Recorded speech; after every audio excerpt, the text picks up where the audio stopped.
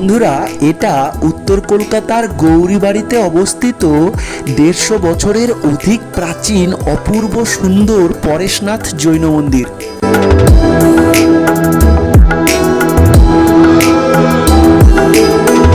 কাঁচ আর মার্বেল পাথর দ্বারা নির্মিত এই মন্দিরের ভাস্কর্য আপনাদের মন্ত্রমুগ্ধ করবেই।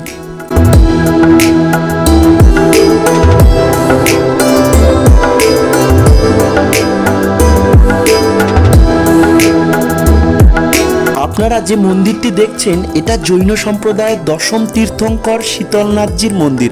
আরও 3টি জৈন সম্প্রদায়ের মন্দির এখানে রয়েছে। আমার ইউটিউব চ্যানেল ট্রাভেল উইথ প্রভাতে সম্পূর্ণ একটি ভিডিও আছে, আপনারা দেখতে পারেন।